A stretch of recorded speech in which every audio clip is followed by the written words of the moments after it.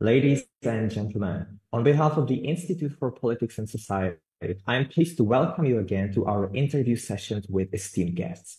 Today, we will discuss one of the most crucial moments of this year, the upcoming presidential election in the United States, a moment with the potential to change America and the world. We're exactly 15 days from Election Day, and the whole world is anxiously waiting for the outcome, as it will determine the direction of not just one country, but also future developments across the globe. Two candidates, two different visions, and very tight election outcome predictions. Who will become the next US president? What matters the most to American voters? And what role can we contribute to the current world crisis with respect to the election? I couldn't have here with me a more competent person on this issue than Scott Eastman, who is a geopolitical forecaster and analyst identified as a super forecaster thanks to outperforming the average of the US intelligence community without the aid of classified information. His insights have been sought and used by the highest level of governments in the US, UK, Poland, or Romania, for example, as well as by leading financial institutions. Thank you, Scott, for being here today. I really appreciate it. Welcome. Thank you. We could spend hours here talking about all the factors impacting the outcome and what comes next, but I would like to split this interview into two parts, where we first focus on the domestic policy and scene, and then the international one. So let's start with the domestic part. What policies and issues are most relevant to an average American voter in this election? In this election, like most elections, actually domestic policy is almost the exclusive issue that determines the outcome. Foreign policy, some people follow it, but it's really like kind of like down at number 20 on the list of what people care about. It doesn't matter if you pick Ukraine or what's happening in the Middle East. It's just still people will follow that some, but really basic issues come down to something I believe that Reagan said, which was basically, do you feel that you're better off now than you were 4 years ago? So, which is just basically just straight economics. And economics can be everything from not everybody's invested in the stock market, simply like if I go to the grocery store, do the prices seem better or worse than they were 4 years ago? Do I feel like I have more money in my pocket? Do I feel like I have more buying power? And that would probably be the number one issue. The number two issue appears to be at this stage immigration. And some of these are, frustrating to me. I actually, have a bias. We're all biased. And so when I'm forecasting, one of the things I have to do is say, I have my own bias. I have my own view of what's happened over the last 4 years. I have my own view of how America is situated among other countries and how they dealt with the post peak of the COVID crisis. But none of that really matters. What matters is what does the average American voter think?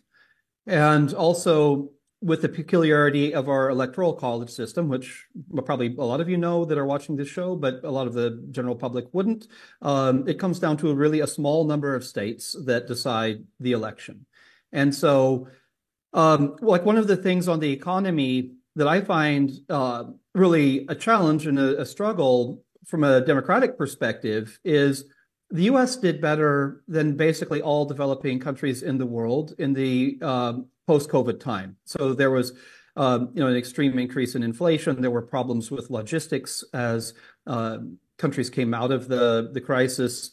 And there was also, in the case of America, there was in some ways a glut of money because there was money poured into the economy to help the country get through the worst times of the COVID crisis, which was very good. In a lot of ways, it was the right policy. It helped avoid a collapse, but it meant that once there was basically a shortage of supply of what people could buy, prices went up. That's normal. That's what happens. And in the case of the US, it was somewhere around 20% inflation rate. That's now down to a quite low rate, but it doesn't matter. I think the average voter isn't looking at some index today and saying, oh, inflation's at a certain number. They would just simply say, I used to go buy something for $2 and now it's costing $3 or whatever. And how did this happen? And a lot of people also, incomes went up. So on average, incomes were more or less meeting the same increase that the prices were.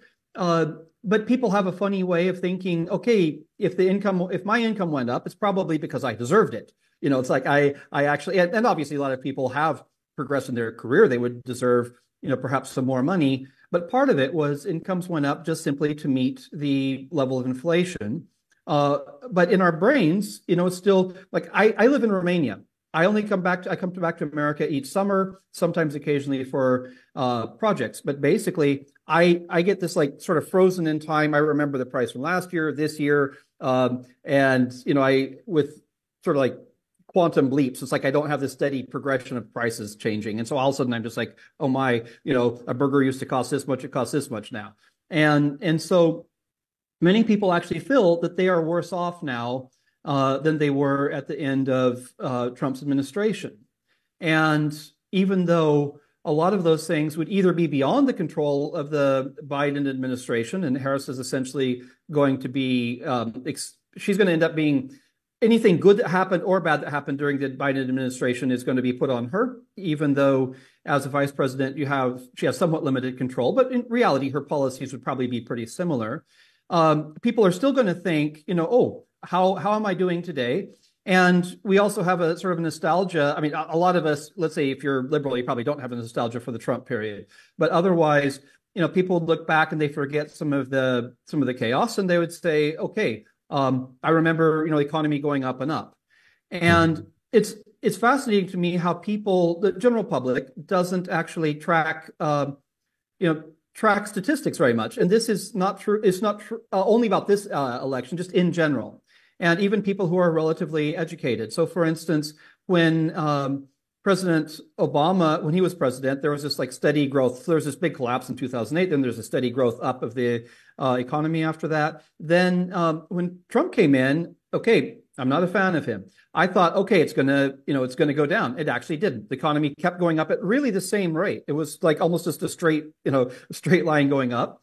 And but there's still this view from many people that when there's a Republican in the White House, the economy is good. When there's a Democrat, it's bad. The Republicans are supposed to be fiscally conservative, not overspend. They're supposed to be good at this. Democrats are supposed to be, have all the social programs and overspend and drive up the deficits. In reality, both do. In reality, the economy doesn't change that much with either one, but there's still a perception. And so that will be one of the main drivers of this election. Now, that doesn't mean that Trump is necessarily going to win. Right now, unfortunately, it's so close that I still slightly favor Harris to win, but it's really close to a toss-up. The polls would say, in all of the key states, they're within like less than 1%.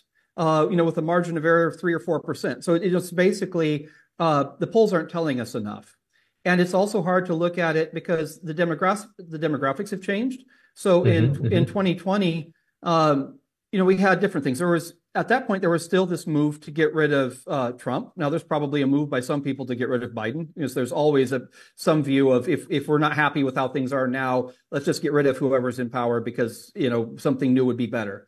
But post-2020, we do have things like January 6th, the riots in the Capitol that ended up in deaths of people and, essentially an attempt to overturn a democratic process. But many people have either, minimized that, don't view that it was serious, whatever. So that would change the way, you can't take all of the rules, the lessons from the last election and bring them forward. Another issue is like right now, Kamala Harris is overwhelmingly ahead with women, and she's behind with men. And in the polls, young people favor her, older people favor Trump. Educated people by far favor her. Less educated people, people without a college degree, more likely to favor Trump. So you have some of those divides already were existing, but they're much more so now. And so sometimes like pollsters will try to look at the lessons from the last election, and they'll say, okay, let's say before the election they thought somebody was ahead by 2%, and it turns out that they were wrong, 3% in the other way, and they'll just think, okay, if we last time thought that the Democrats were ahead by 5 and it ended up that they won by 1%, we'll just do like a -4. Well, you can't necessarily do a -4 because there's enough other basically the demographics have changed. What people care about, which groups are favoring one person or another has changed. And so it's really, really complicated to try to understand really who will turn out to vote.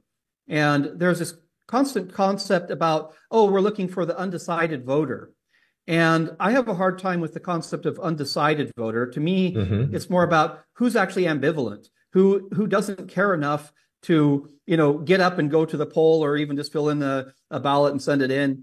And, who just says, okay, I don't really like either. I don't care. And so I don't think it's so much like people are really at this stage, even 5% of the people are like, I really don't know. I mean, which one? I mean, like even though Kamala Harris is pretty new to the race, I think we have a lot of information, but there's still always apathy, so how many people will say, so basically it's turnout, I think, that will matter. And so even though the polls right now are, almost completely even, I wouldn't be surprised if on election day, it turns out that either candidate ends up winning very, very decisively. I don't know that that's going to happen, but it wouldn't shock me if one candidate gets probably 6 of the 7 so-called swing states. Because I think we don't really grasp, it's hard to grasp turnout, what actually is going to really motivate people in the last days. So I mentioned economy. The other issue is, major issue is the border. And that's what I wanted to talk about as well, the migration. And it's always with migration. And one of the issues with migration that's it's like anything where we're looking at statistics, particularly this election, it's a challenge, and both parties can really use statistics to their advantage, and I would say very dishonestly. And the reason I'd say dishonestly is during COVID, we obviously had this absolute anomaly. So we had a period of time where there was almost no migration, where the border, like people weren't moving. So you can look at it and, okay, if I'm not a fan of Trump, I can say, well, look, the economy completely, contracted. We had this, frozen time. Well, maybe he didn't handle the COVID crisis very well, but regardless of how he handled it, we were simply going to be in a period of major turmoil. It also meant, though, that we had a period of time of basically no migration. So you can look at a frozen point and say, oh, well, we're having so many migrants coming across now compared to then. Illegal migration has actually gone down recently, but there's still a lot of people. There are, huge numbers of people who cross the border. That's been the case. Every time we have an election, in the previous election, we were hearing about caravans of people crossing the border. Now we're not hearing about caravans. We have fewer people at the current moment crossing. There's some interesting numbers too. Like in general, people crossing the border, there are people who cross the border who are actually cartel people, who are, straight criminals. But on average, people who come across the border, even illegally, have a lower rate of criminality than the general public of the United States. So they're actually not, I would say, a net increase on crime as a percentage. But you can look at any person who came from another country and does commit a crime and say, somebody got killed by someone who crossed the border, and that's very emotional.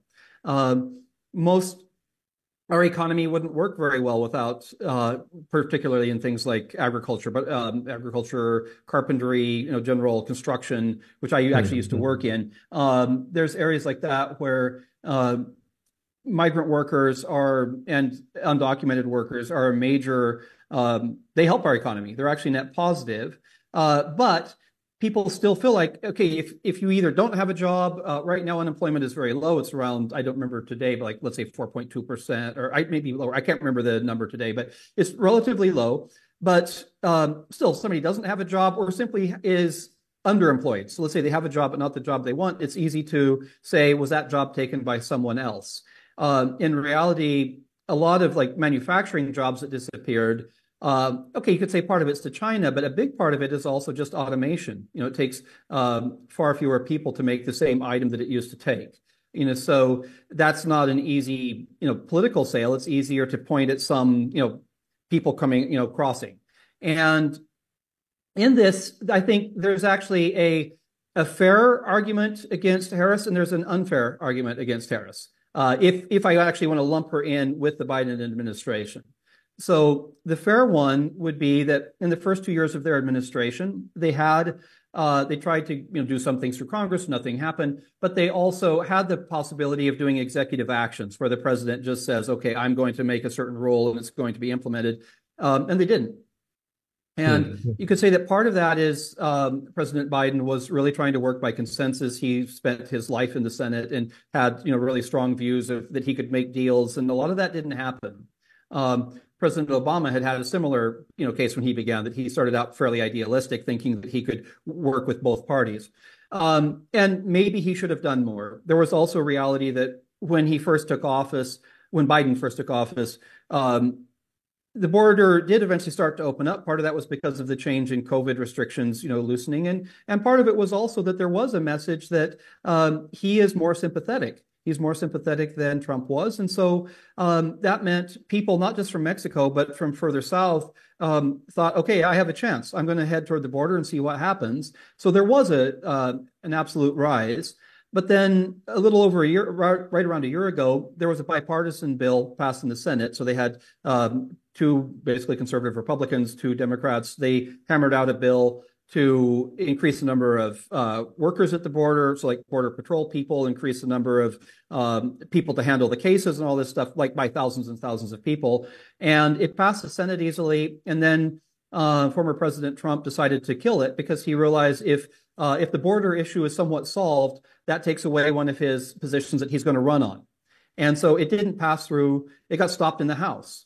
And so to some degree, it's fair for Kamala to say that was not, we tried to do something. He actually tried to block it.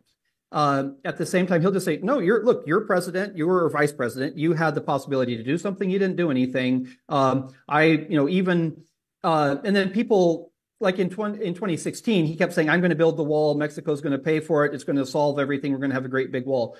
One of the things with Trump is a lot of people that support him, they hear him and they don't actually take his words as fact. So they're not saying, oh, yeah, he's actually going to build the wall. They just take that as he's going to be strong on blocking migration. And we know he speaks it, in hyperbole. He exaggerates everything. But basically, he is going to actually try to do something about it, and the Democrats don't. And so there is people do have fear. People do have fear of, the other, and the demographics of America have changed. So white people are still, there's more white people than any other, Caucasians than any other group in America, but it's becoming more of like a plurality instead of a majority. And so people who are uncomfortable with that, I think when they hear issues with the border, it's not just, is my job going to be taken, but is the country itself changing in a way that I don't recognize it or in a way that I don't want it to be?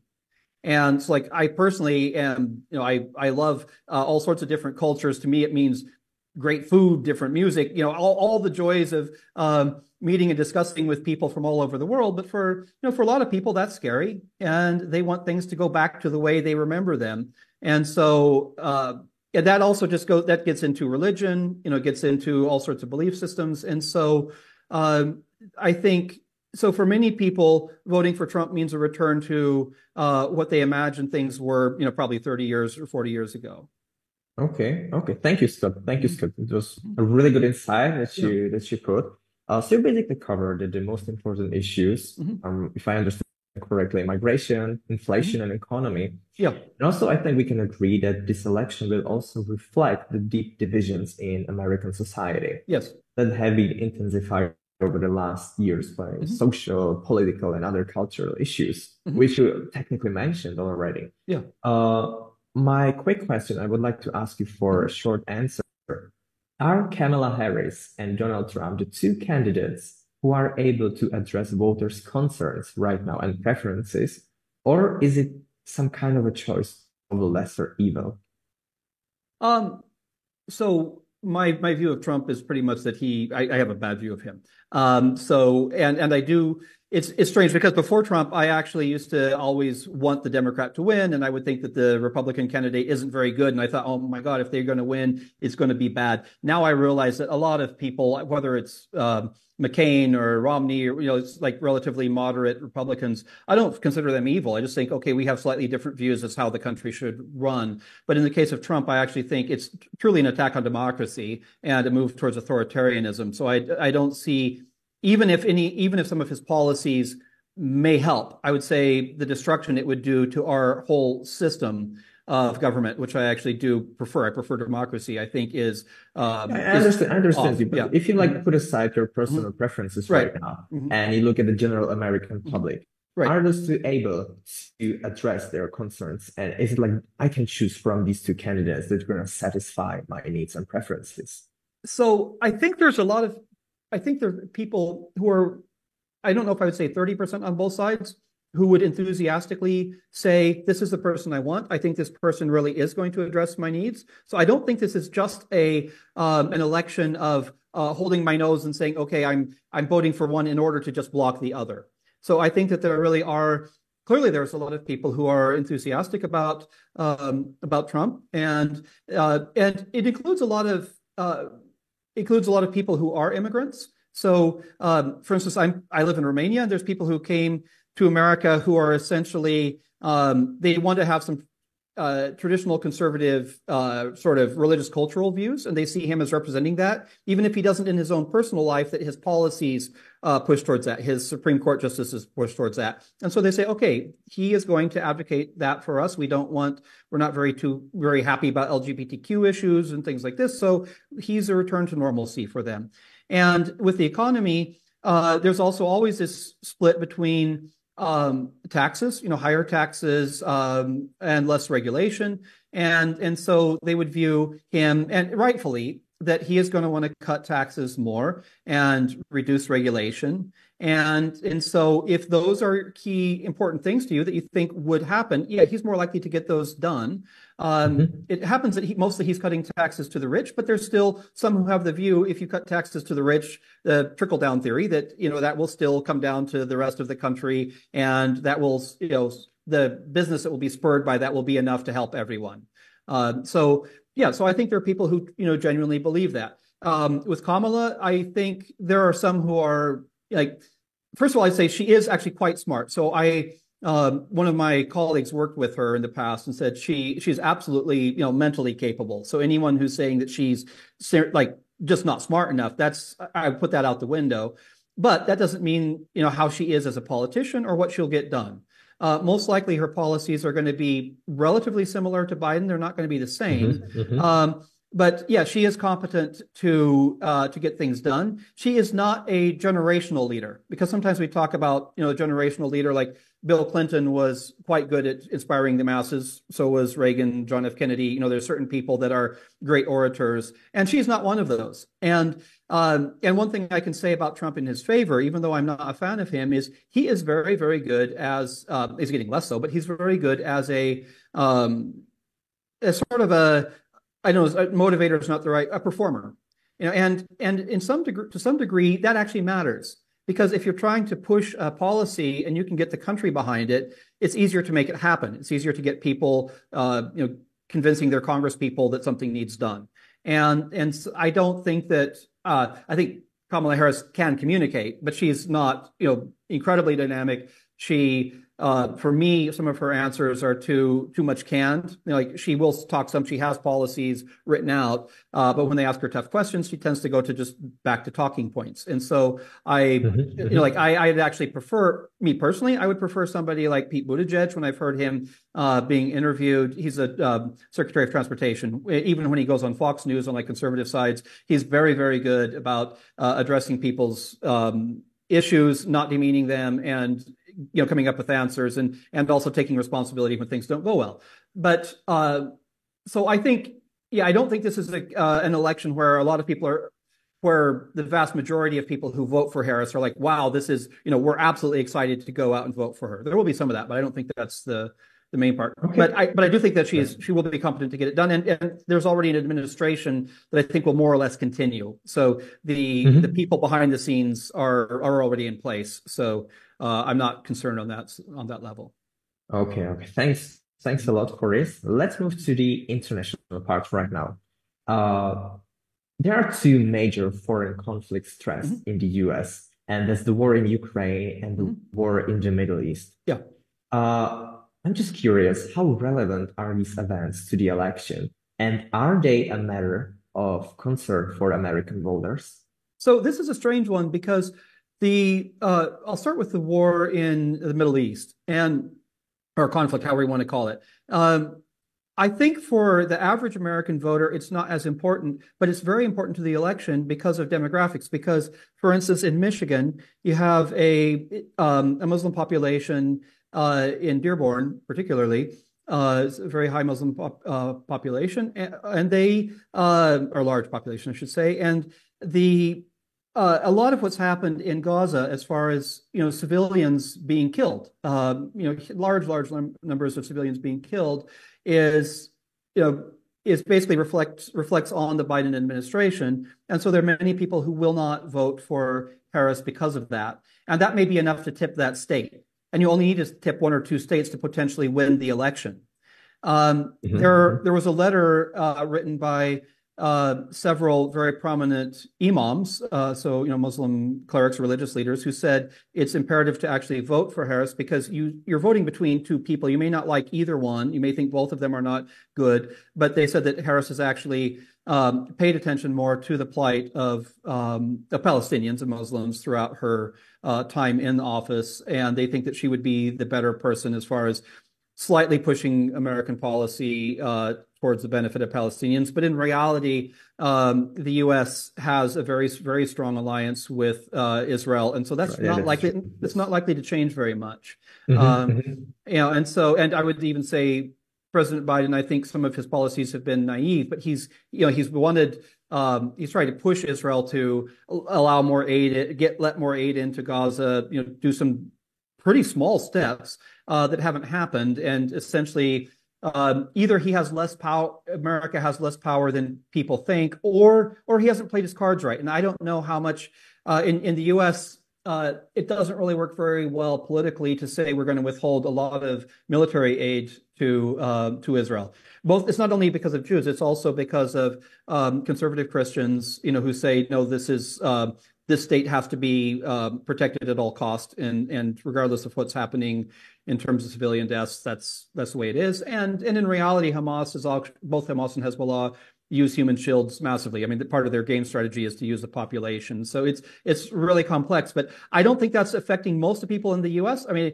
and I also shouldn't say that it's only Muslims who care about deaths of civilians. There's also plenty of people who do care. It tends to be more young people, and part of that is it's not that old people don't care, but people who are further away from World War II, the Holocaust, the state of the founding of Israel, I think, and have only grown up knowing Israel as a very, very strong country, have less sort of palpable concern that this nation needs to exist, where like Biden would be of that generation. And so younger generation, including non-Palestinians, non-Muslims, would still, it matters some. And that may suppress the vote by 1 or 2%, which is enough to potentially change the outcome.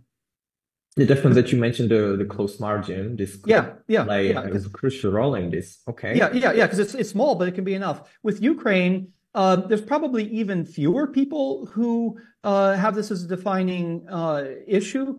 And immediately after the main invasion of February 24th, 2022 started, I went to America not long after that. And there was a general view among both parties that this really mattered. Invading another country is not okay. There was quite popular support for it. Over time, that has diminished. Partially just this happens as wars go on long, but also as it's become sort of not quite a frozen conflict. I mean, Russia's making very, very slow gains.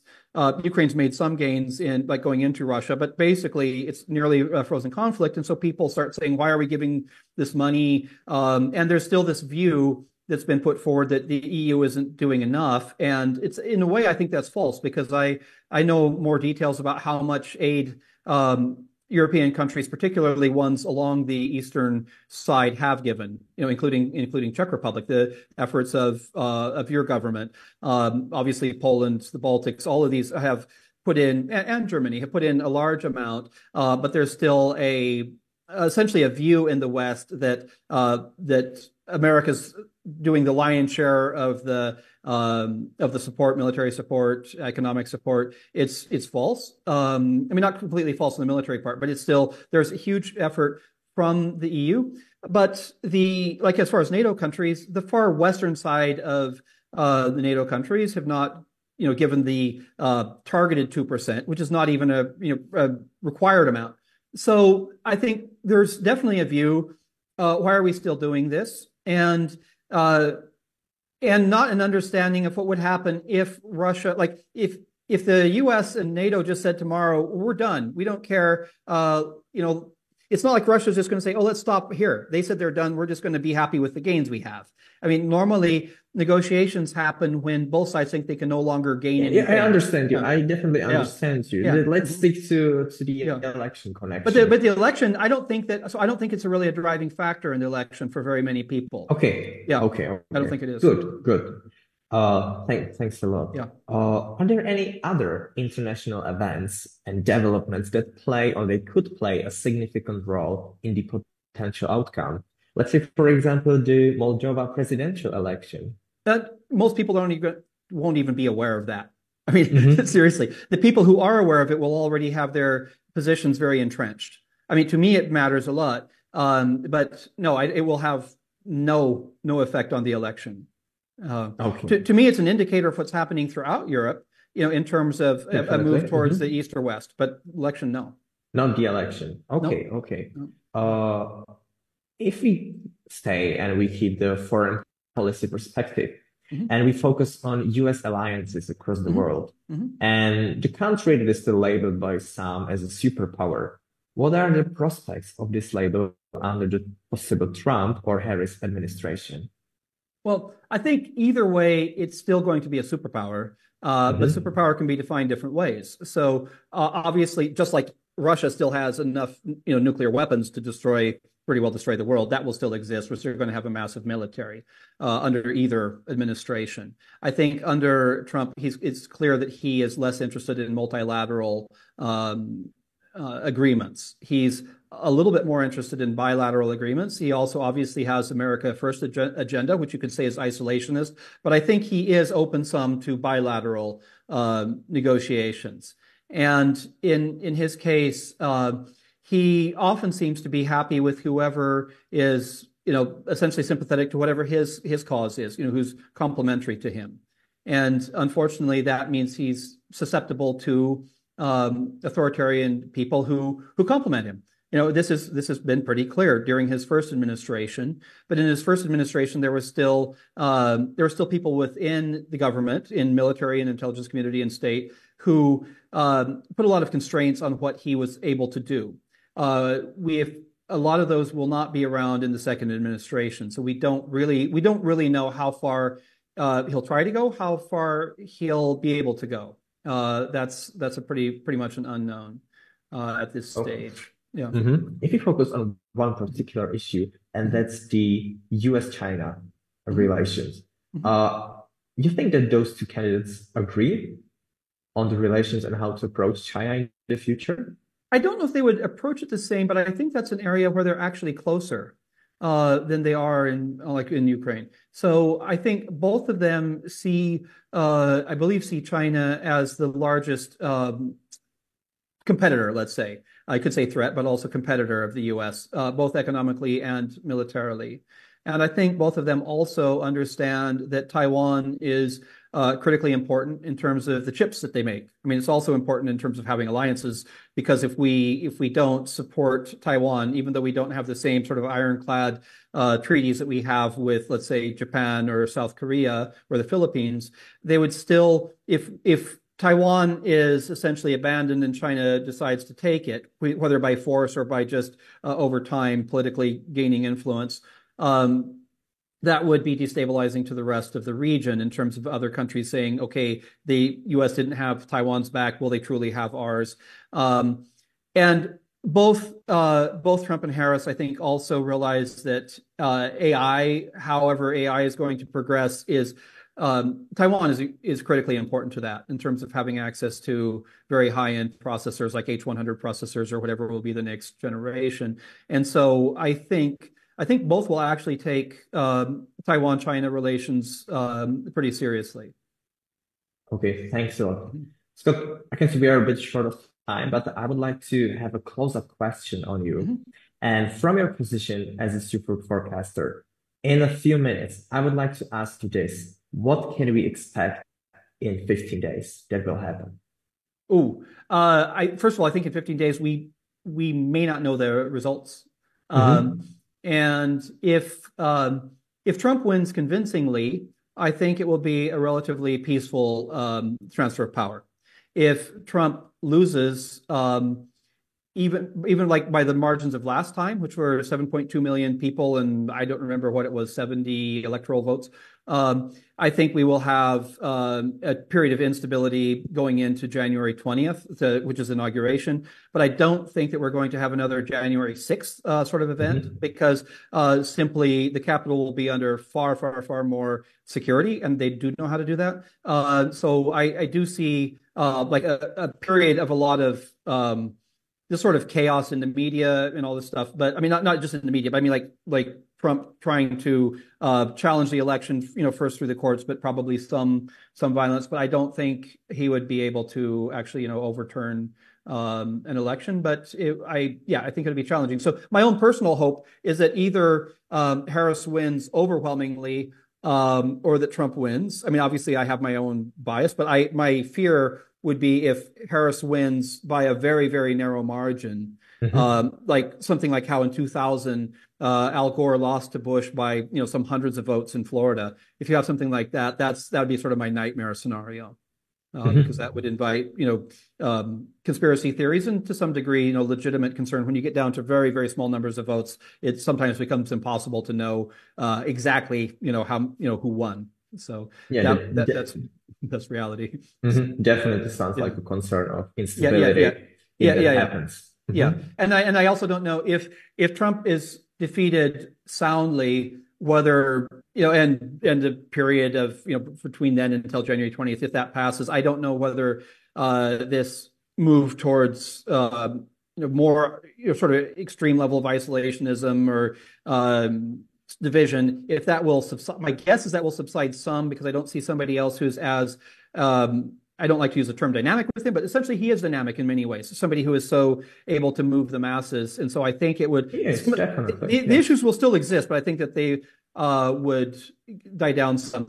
Most likely Republicans are going to, it's not a guarantee, but most likely they're going to win the Senate. So I think we're going to either have a divided Congress or an all Republican Congress. So. Okay, Scott, thanks a lot. Thank you very much. Thank you. I think we still have 2 very interesting weeks ahead to watch and see what happens, definitely.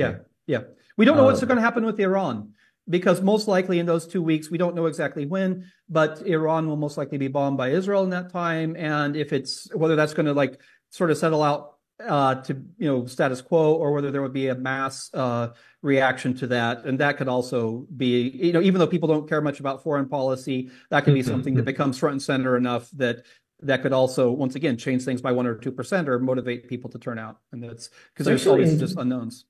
So what you're saying right now is basically in the upcoming 2 weeks, there could still be some events happening that could change the outcome. Yes. Okay. That sounds very, very interesting, and it increases the little of anxiety. Exactly. About the election. Yes. But thanks a lot again. Thank you. Thanks. So, ladies and gentlemen, you watched the debate on the upcoming presidential election in the United States that we called A Moment with the Potential to Change America and the World. My guest today was Scott Eastman, geopolitical forecaster and analyst identified as a super forecaster. Scott, thank you very much for accepting my invitation today. I really appreciate your time, and I hope everything works out well. And I hope to see you soon again with our Thank you very much. next I debate. enjoy it. Thank you. Thank you. Thank you.